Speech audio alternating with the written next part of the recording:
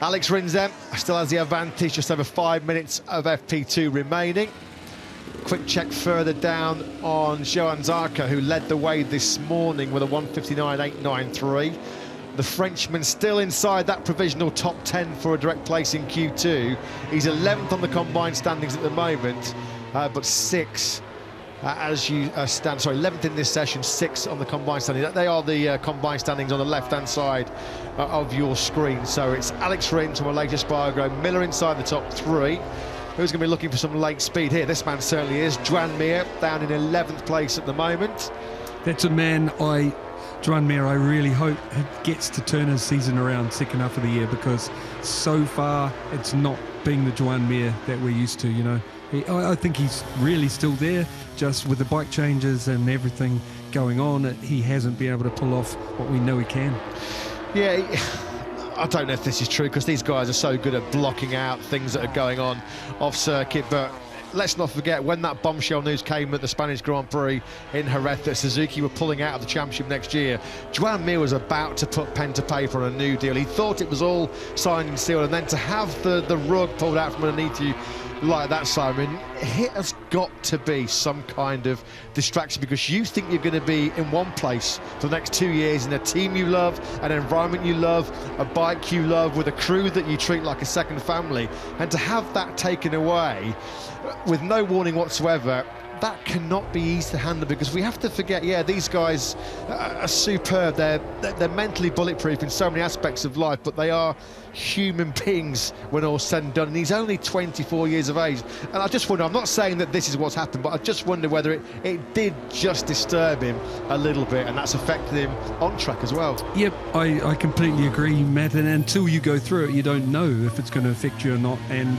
I'm sure if that is affecting him, he'll be surprised that it has, you know, because he's been pretty bulletproof MotoGP since he started. One other thing to throw in is the bike has changed. You know, they've changed something on the bike this year that hasn't suited him as well as it has Alex Rins, and I think a combination of those two things that we've just been discussing has affected Juan.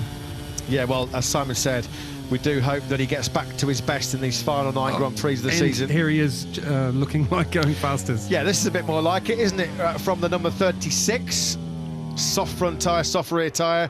As you'd expect, then Mir is in full time attack mode. He powers the factory Suzuki through Woodcote Corner. 5th gear on a MotoGP bike. Spectacular action. And we have a Suzuki 1-2 here at Silverstone.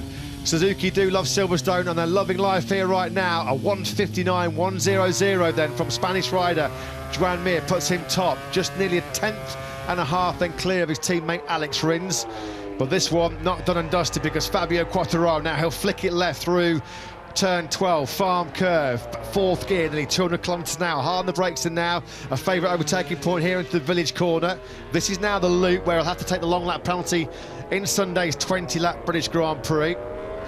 He'll then now pick the bike up, sweep through the Aintree corner, and then now fire it down the Wellington Straight towards Brooklands. And this is a fantastic lap coming in from Quartararo, showing every inch why he is the reigning world champion, why he's desperate to cling on to that crown in these last 9 Grand Prix. 1:59.100 then is the benchmark lap time set by Juan Mir about 30 seconds ago.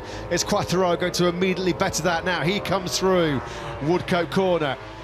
No problems for the Frenchman, and over the line he comes. It's a 1:58.946. Quartararo then the first man to find a sub 1:59 of the day so far. Malaysia Spargo also putting together another really good lap on the factory Aprilia.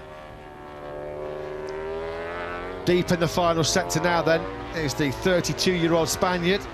Of course, he won't like us for reminding him of this, Simon. With Andrea Dovizioso's imminent retirement, that will mean Malaysia Spargo is our elder statesman in the MotoGP World Championship. But he's like a good red wine, isn't he? Getting better with age is Malaysia Spargo. He slots himself up inside that top 3. He certainly is this year. Unbelievable class he's been riding in, mentally strong. He really has surprised a lot of people, me included.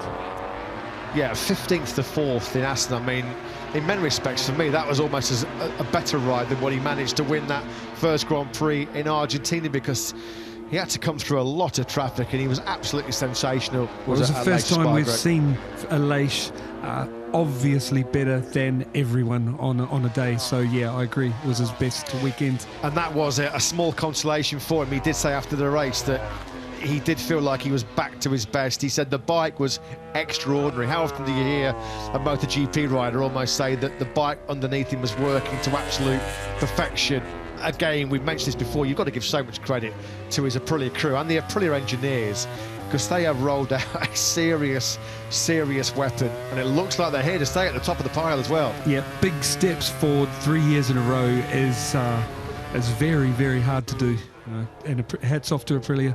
Aleix even mentioned that through the fast-flowing corner, the last left-hander at Assen, he clearly had an advantage, over his opposition. Corner speed he could carry, whether geometry, bike setup, aero. Which is, hats off to Aprilia. Well, this time last year at this Silverstone circuit, this man was on a completely different level.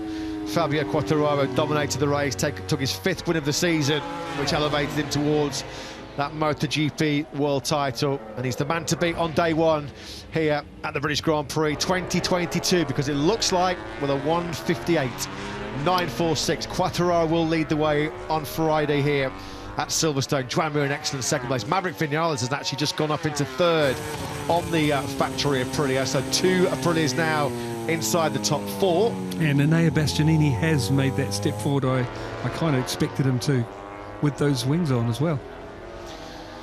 Yeah, a bit inconsistent, isn't he, Enea Bastianini? When he was on his A game and on form in the first half of the season, he was almost unbeatable. 3 wins, but when you look at the other 8 Grand Prix, he's not had another top 6, so wildly inconsistent, a bit of a yo-yo rider in the first 11 Grand Prix this season. He'll certainly be looking to be a bit more consistent as we move into the business end of the championship. Matt, to be fair, I think like you could say the same about Jorge. Normally there's a reason behind what is going on, result-wise, meaning they've made the wrong turn setup-wise, which happened to Jorge with that the front fork internals, went back, found his way again. I wouldn't be surprised if we find out there's something similar with Enea. It only takes something little not right, they can't find what it is, and the rider's basically off form for a little bit, finds it again, and away they go.